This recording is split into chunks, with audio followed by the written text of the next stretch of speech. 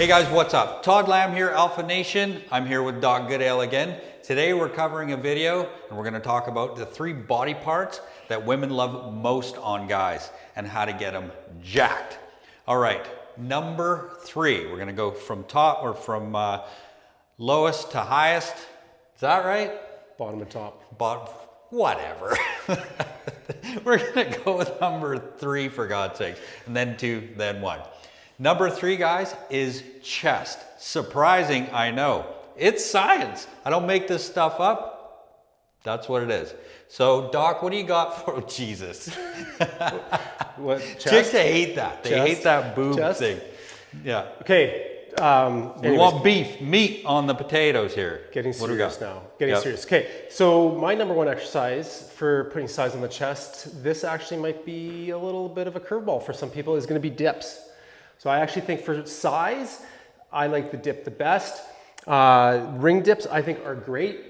Straight bar dips are also good, but the one reason I love ring dips is because you can kind of work them within your own range of motion, and you're kind of able to a little bit more free float through the shoulders. You're not locked into necessarily one plane, so it can be a little bit better for those of you with shoulder aches and pains or elbows aches and pains.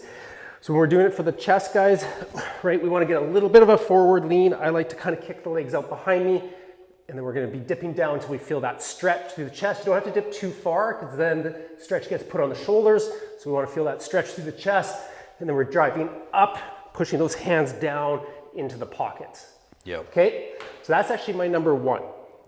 Number 2 then is an incline press. Why do I like incline press?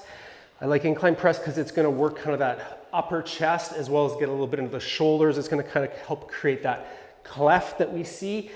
Whereas with the flat press, you know, my opinion, we're kind of sometimes working into getting a little bit of a lower chest or a chest sag. So with that incline press, you know, anything from a 30 to 45 degree angle is going to be fine. I always like... I got a spot here for you, bud. Thanks, buddy. Thank you. Always looking We're going to wrap out. I like a little bit of the semi-supinated grip here, as you can see. So my hands are probably at about a 45 degree angle. They're not completely straight and perpendicular to my body. Supinated, pronated. So semi-supinated, coming down, same thing till I feel that stretch on the chest. And then I'm driving straight up and together, forming a little bit of a triangle. You should really feel that chest contracting at the top. So feel that stretch at the bottom, and then really squeeze and contract at the top. So those are the go-to for the chesticles. All right, so chest, you've got dips and you've got an incline press that's focusing on that upper pec, right? So we don't get that saggy sort of look to our pecs. Number 2, can you guess it? Wrong, it's biceps. I don't know, maybe you got it right. Right, I would have thought that was number 1. You know, lots of people like big guns. Turns out it's number 2, which is gonna leave you a little bit surprised for number 1. What do you got for putting the gun show together? So for biceps, first thing we have to go with is just a standard bicep curl. So with that standard bicep curl, I'm gonna kind of come around here, gonna grab a little bit lighter weights. Not ready to take the 45s for a ride. Come on. So standard bicep curl, we're staying supinated the whole time, guys.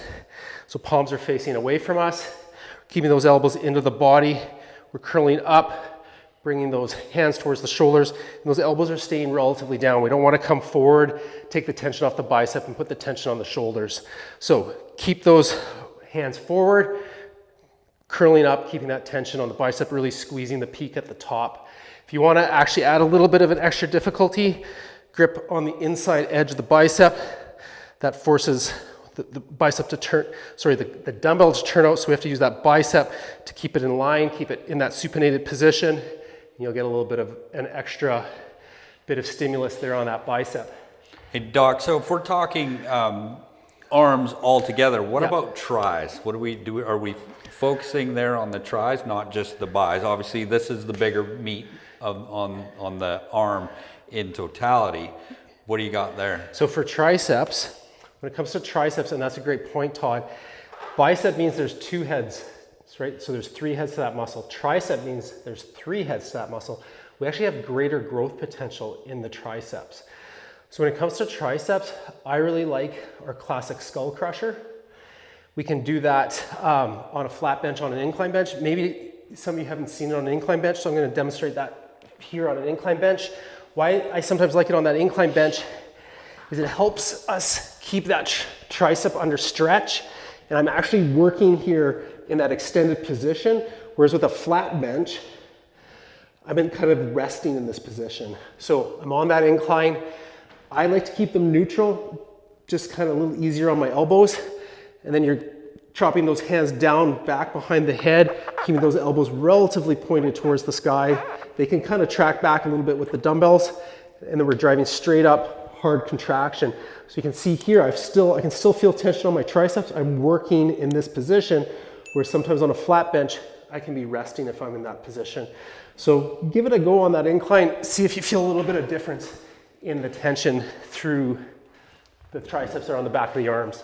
And to be clear, guys, we're not relegated to dumbbells here. Obviously, for size, I've found and I mean, I'm not gifted with big arms. I've got wrists the size of a barn swallow's legs. You know what I mean? So I have to work for every inch that I put on. A lot of the things that I've done is these types of exercises, so straight bar curls have worked really well for me, or for the skull crusher, a cambered bar, you know, loaded up on the side. So we're just using these to demonstrate whether, you know, different equipment that you might have available. A lot of people are working at home now, don't have big bars, don't have a lot of weight. So you can utilize those different movements with different pieces of equipment. Yeah, 100%, and that's a great point, Todd. The way you load it is the pattern, it's the movement that's key. You could be doing these with cables as well, if you have that at home, or if you're lucky enough to right now be in a commercial gym. All right, so we've got number 3 is the chest, number 2 is the gun show. Number 1, what do you think it is? Legs? Nope.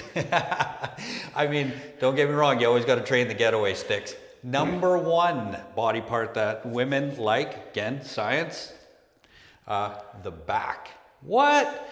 Wide, thick. So we're going to cover 2 exercises here that you can use to increase width, get that nice taper in the back, and you can get some depth.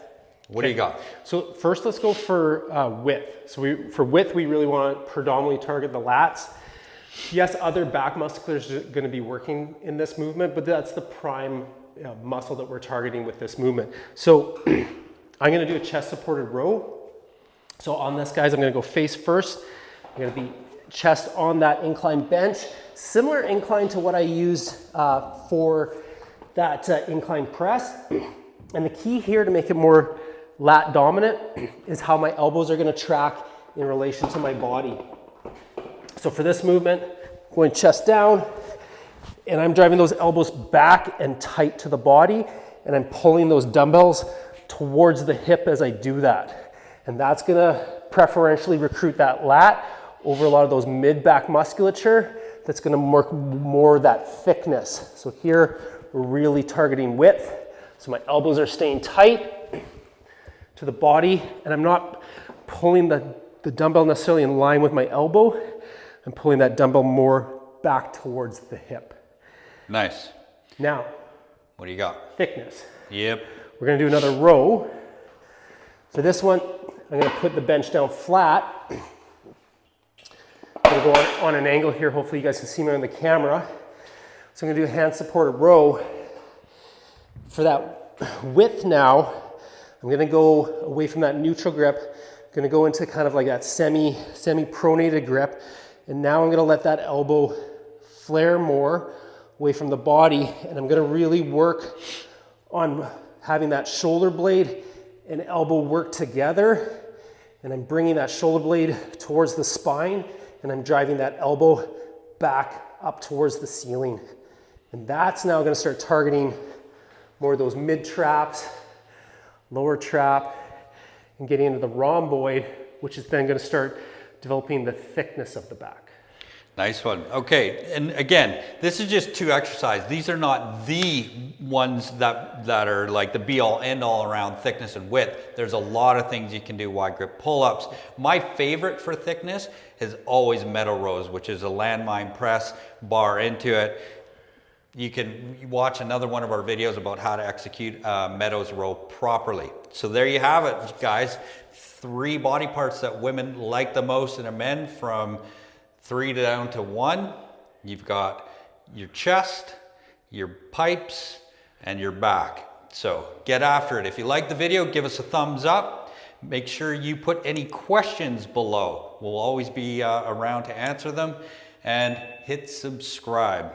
We're always here developing these videos, creating content to help you look and feel your best. We'll see you in the next one. Thanks, guys. Thanks, Doc.